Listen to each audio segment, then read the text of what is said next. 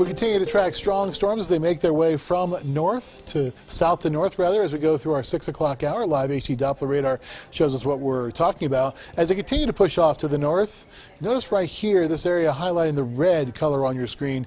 This is the Waldo Canyon burn scar. Black force is just underneath the word live in Live HD Doppler.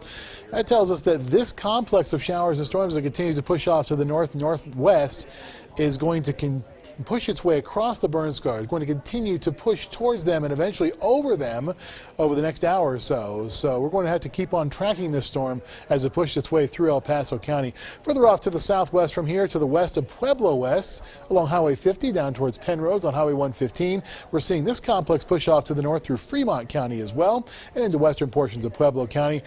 East of the interstate, east of Walsenburg, we're also seeing some showers and isolated rumbles of thunder. These have been weakening over the last half hour, 45 minutes, but they are still pretty strong as they continue to push off to the north as well at around 20 miles per hour. Live HD Doppler radar zooming out now to the full view. You can see this area highlighted in the green color on your screen, this light green that fills in entire counties.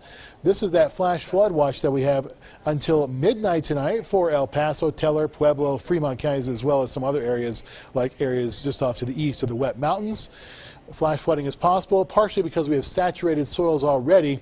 That's why even though rainfall rates might not be as high as they were last night, something we're still going to be watching, though, the possibility for some flash flooding because of these storms as they push their way over the two burn areas, particularly.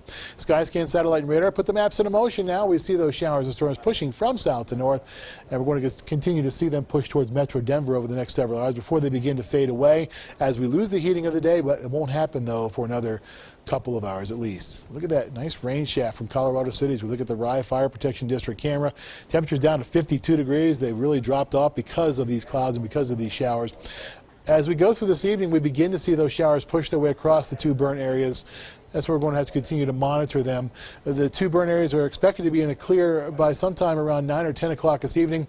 As we push it through our Sunday, we're going to see more of the same. The big question is not if, it's going to be where and how long those showers fall in areas that have already seen plenty of rain over the past couple of days. And yes, there could be some snow in the higher elevation areas too. We've seen some snow already this afternoon. That's a possibility over towards the Continental Divide and the Collegiate Peaks. And as we go through our Saturday and into our Sunday, there will be precipitation. This is liquid equivalents here, so even the snow shows up as liquid as you look at your screen here. Notice that area of yellow in northern portions of Teller County.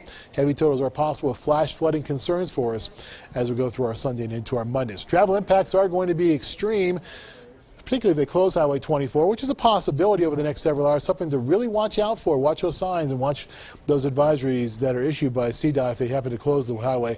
Between the Springs and Buena Vista, that's where we're going to see the heaviest impacts. Between Pueblo and Denver along Interstate 25, moderate, very heavy between Pueblo and Monarch Pass on Highway 50. Why is it all happening? Because we have this upper level disturbance bringing lots of warm, moist air from the Pacific Ocean. And as we go through the next couple of days, we're going to continue to see that chance for the showers and storms. But by Monday and Tuesday, as this low pressure center continues to push off to the east-northeast, we'll see that low fade away, and eventually much drier weather takes us into the middle portion of the coming week.